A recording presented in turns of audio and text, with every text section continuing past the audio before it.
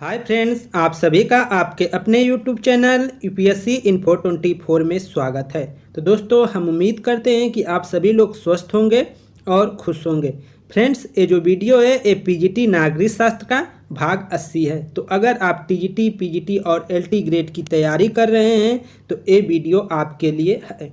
Start करते हैं आज का पहला नंबर क्वेश्चन, जो 81 नंबर से शुरू हो रहा है। क्वेश्चन है फ्रेंड्स, शासन के तुलनात्मक विश्लेषण की परंपरा अरस्तु जितनी प्राचीन है। शासन के तुलनात्मक विश्लेषण की परंपरा अरस्तु जितनी प्राचीन है, किंतु आधुनिक संदर्भ में तुलनात्मक राजनीति का अध्ययन सर्वथा नवीन है। यह कथन किसका है? ऑप्शन 1 है हेरी एक्सनटीन का, ऑप्शन 2 है ओन केन का, ऑप्शन 3 है डॉक्टर इकबाल नारायण का और ऑप्शन 4 है एप्टर का। तो आंसर जो हो जाएगा 3 सही हो जाएगा, डॉक्टर इकबाल नारायण का। व्याख्या देख लेते हैं। डॉक्टर इकबाल नारायण के अनुसार शासन के तुलनात्मक विश्लेषण की परंपरा अरस्तु जितनी प्राचीन है, किंतु आधुनिक संदर्भ में तुलनात्मक राजनीति का अध्ययन सर्वथा नवीन है। आगे देखिए 82 नंबर क्वेश्चन, कौन सी समस्या तुलनात्मक राजनीति की समस्या नहीं है? इनमें से कौन सी समस्या तुलनात्मक राजनीति की समस्या नहीं है, ये बताना है आपको। ऑप्शन 1 है परिवृत्तियों की समस्या, ऑप्शन 2 है धार्मिक मतभेदों की समस्या, ऑप्शन 3 है वैचारिक संरचना की समस्या, ऑप्शन 4 है भाषा और संस्कृति की विविधता की समस्या। तो आंसर हो जाएगा 2 धार्मिक मतभेद की समस्या। धार्मिक मतभेद की समस्या तुलनात्मक राजनीति की समस्या नहीं है, बाकी के तीनों हैं। व्याख्या देख लेते हैं। आमंड द्वारा प्रतिपादित तुलनात्मक राजनीति की समस्या में धार्मिक मतभेद की समस्या को शामिल नहीं किया गया है। आमंड द्वारा जो प्रतिपादित समस्या है, राजनीतिक तुलनात्मक जो समस्या है, उनमें जो शामिल है वो है परिवृत्तियों की समस्या, वैचारिक समस्या संरचना की समस्या तथा भाषा और संस्कृति की विविधता की समस्या को शामिल किया गया है। आगे देखिए 83 नंबर क्वेश्चन, संरचनात्मक प्रकार्यात्मक उपागम किसके नाम से जुड़ा है? संरचनात्मक प्रकार्यात्मक उपागम किसके नाम से जुड़ा है? ऑप्शन 1 है आमंड और पावेल के नाम से, डेविड स्टन के नाम से, रॉबर्ट डहाल के नाम से या OR यंग के नाम से। तो आंसर हो जाएगा आमंड पावेल के नाम से। संरचनात्मक प्रकार्यात्मक उपागम आमंड और पावेल के नाम से जुड़ा है। इसका व्याख्या देख लेते हैं। संरचनात्मक प्रकार्यात्मक उपागम का संबंध आमंड और पावेल के साथ जुड़ा है। आगे देखिए 84 नंबर क्वेश्चन, राज्य का अस्तित्व मनुष्य से पहले है, यह उक्ति किसकी है? राज्य का अस्तित्व मनुष्य से पहले है, यह कथन किसका है? 1 है प्लेटो, 2 है अरस्तु, 3 है लास्की, 4 है रूसो। तो आंसर जो हो जाएगा अरस्तु हो जाएगा दोस्तों। 84 का आंसर 2 अरस्तु। ठीक है, व्याख्या देख लेते हैं। अरस्तु के अनुसार राज्य का अस्तित्व मनुष्य से पहले है। उसके अनुसार मनुष्य की 2 मूलभूत आवश्यकताएं हैं। पहला है भौतिक में रहता है और दूसरा प्रजनन में। 2 मूलभूत आवश्यकताएं कौन है अरस्तु के अनुसार? भौतिक और प्रजनन। भौतिक आवश्यकता के लिए मनुष्य दास के संपर्क में आया है, जबकि प्रजनन की आवश्यकता के कारण स्वामी और स्त्री एक दूसरे के संपर्क में आते हैं। 85 नंबर क्वेश्चन देखते हैं।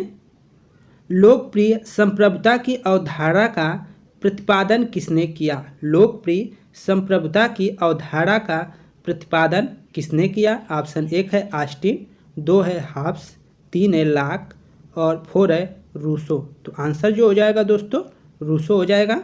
लोकप्रिय संप्रभुता की अवधारणा का प्रतिपादन किसने किया? तो आंसर हो जाएगा रूसो ने। अगला क्वेश्चन व्याख्या देख लेते हैं। लोकप्रिय संप्रभुता की अवधारणा का प्रतिपादन सर्वप्रथम रूसो ने ही किया, जो कि मर्सिलियो ऑफ पेडुआ और विलियम ऑफ ओकम के विचारों से उत्पन्न अवधारणा है। आगे देखिए 86 नंबर क्वेश्चन। ग्रीन ने स्वतंत्रता की इस प्रकार परिभाषा दी है। ग्रीन ने स्वतंत्रता की इस प्रकार परिभाषा दी है, ऐसे कार्यों को करने की क्षमता जो करने योग्य है। प्रतिबंधों का अभाव। 3 है कोई भी कार्य करने की अनुमति। 4 है विधि की अनुपस्थिति। तो किसका उसने जो है किस प्रकार की परिभाषा दी है? तो उसने दिया है ऐसे कार्यों को करने की क्षमता जो करने योग्य है। ग्रीन ने स्वतंत्रता की इस प्रकार की परिभाषा दी है, ऐसे कार्यों को करने की क्षमता जो करने योग्य हो, ऐसा उसने कहा है। व्याख्या देख लेते हैं। स्वतंत्रता सकारात्मक स्वतंत्रता से संबंधित विचारक टी.एच. ग्रीन, लास्की, मैकाइबर हैं। सकारात्मक स्वतंत्रता से संबंधित विचारक में कौन कौन है? टी.एच. ग्रीन, लास्की और मैकाइबर हैं, जिसका आशय है कि किसी व्यक्ति में कोई काम करने की योग्यता और क्षमता का होना है। ग्रीन कहता है कि स्वतंत्रता बहुत अच्छी चीज़ है। ग्रीन महोदय का मानना है कि स्वतंत्रता बहुत अच्छी चीज़ है, परंतु यदि स्वतंत्रता के नाम पर अनुचित काम करने की छूट व्यक्ति को दे दी जाए तो स्वतंत्रता और स्वेच्छाचार में कोई अंतर नहीं रहेगा। आगे देखिए 87 नंबर। राज्य एक आवश्यक बुराई है। राज्य एक आवश्यक बुराई है, यह कथन किस विचारधारा से संबंधित है? ऑप्शन 1 है अराजकतावाद से, व्यक्तिवाद से, मार्क्सवाद से, श्रमिक संघवाद से। तो आंसर जो हो जाएगा व्यक्तिवाद से। राज्य एक आवश्यक बुराई है, यह कथन किस विचारधारा से संबंधित है? तो आंसर हो जाएगा व्यक्तिवाद से संबंधित है। आप सभी लोग को क्वेश्चन पूरे याद हो जाएंगे, ठीक है। राज्य एक आवश्यक बुराई है, यह अवधारणा व्यक्तिवाद से संबंधित है, जिसका समर्थन लॉक, बेंथम तथा मिल करते हैं। राज्य आवश्यक है क्योंकि वह व्यक्ति की रक्षा करता है। राज्य क्यों आवश्यक है?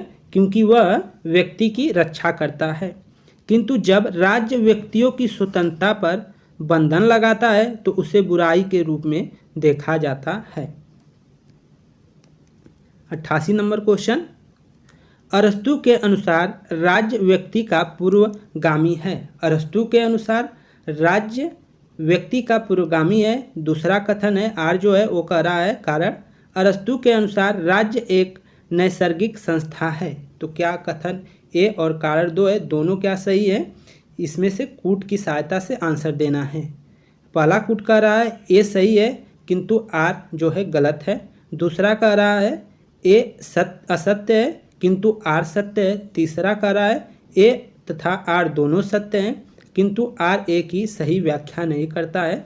और 4 कर रहा है दोनों सत्य हैं तथा आर ए की सही व्याख्या करता है। तो आंसर जो हो जाएगा दोस्तों 3 सही हो जाएगा।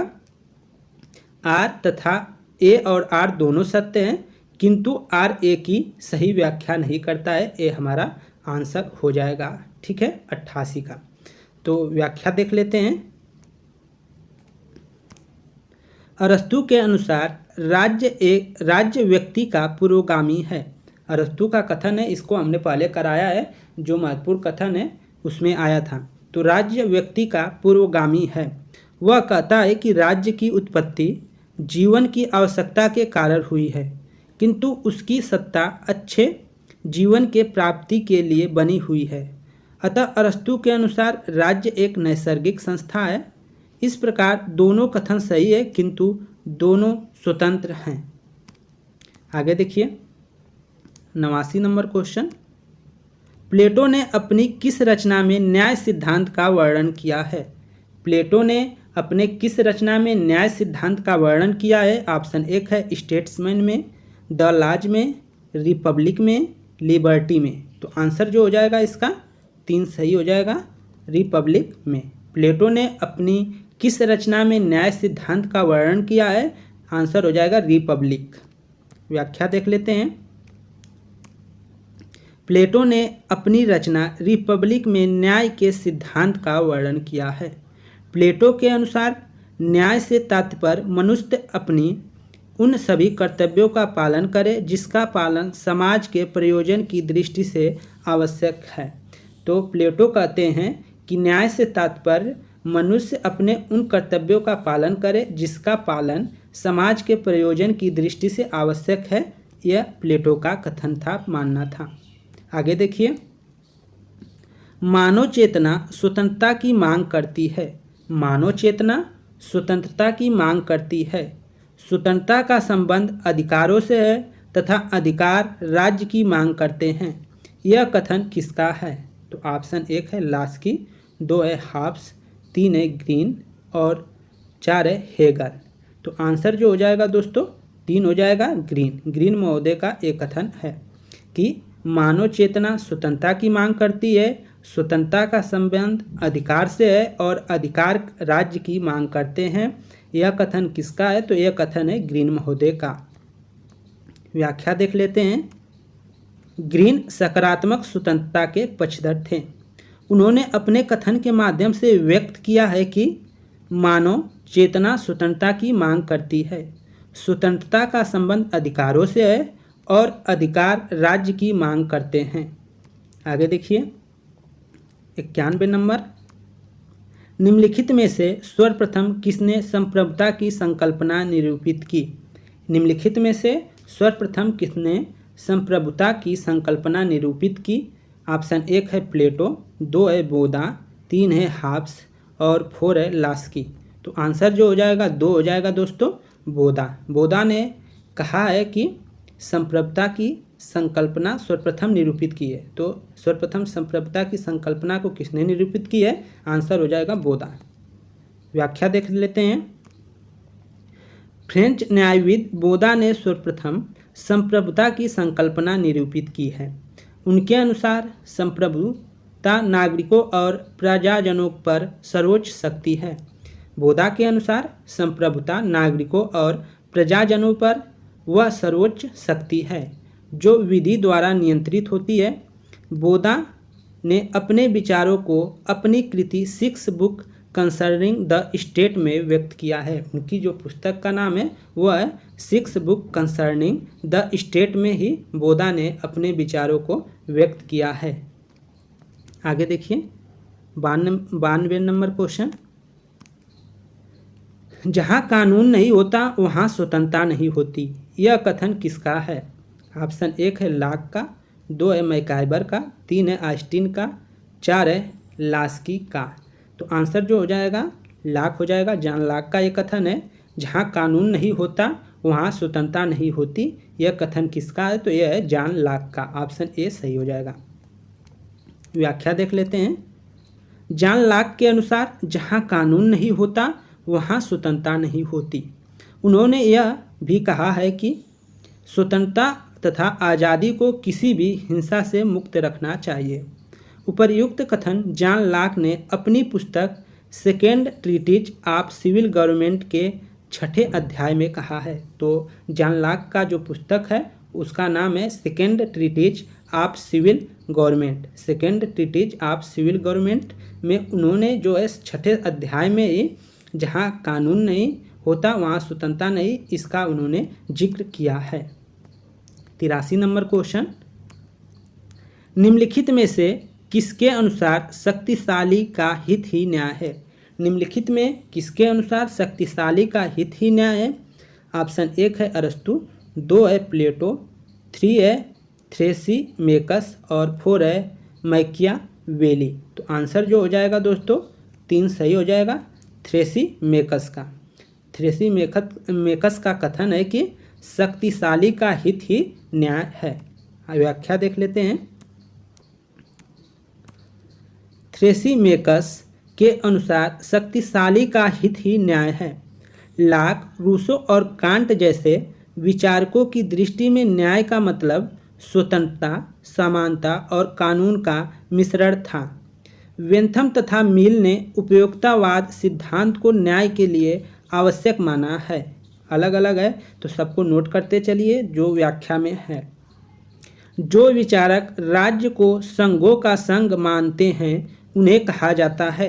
जो विचारक राज्य को संघों का संघ, association of associations, association of associations, तो कौन मानता है ये आपको बताना है। समाजवादी, संघवादी, अराजकतावादी, बहुलवादी। तो आंसर जो हो जाएगा दोस्तों बहुलवादी सही हो जाएगा 4 वाला।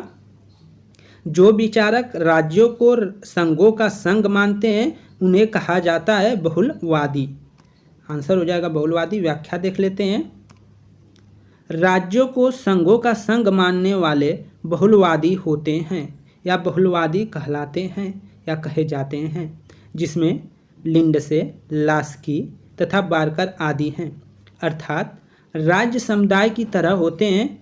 जिस प्रकार राज्य के अपने कानून होते हैं उसी प्रकार अन्य समुदाय के अपने नियम एवं कानून होते हैं। आगे देखिए 95 नंबर क्वेश्चन।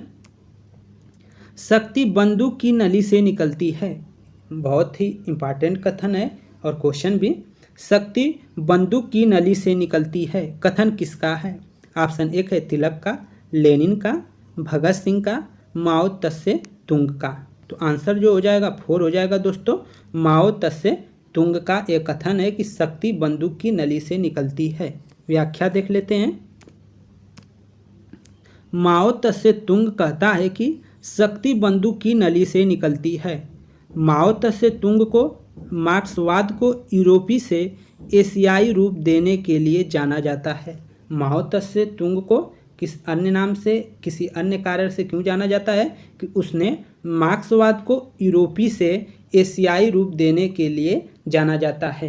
तो फ्रेंड्स ये वीडियो यहीं पे समाप्त होता है। उम्मीद करता हूँ कि ये वीडियो आपको पसंद आई होगी। अगर वीडियो पसंद आई है तो प्लीज़ दोस्त आप वीडियो को लाइक कर दें और चैनल पे नए हैं फ्रेंड्स तो चैनल को आप ज़रूर सब्सक्राइब कर लें। तो दोस्तों आप लोगों को तहे दिल से शुक्रिया। आप लोग कमेंट करते हैं, लाइक करते हैं और कुछ कमियों को बताते हैं, तो इसके लिए आप लोग को तहे दिल से शुक्रिया कि आप हमारे कमियों को निकालते हैं। आप इसी तरह हमारा सपोर्ट करते रहिए। आप लोग को तहे दिल से शुक्रिया।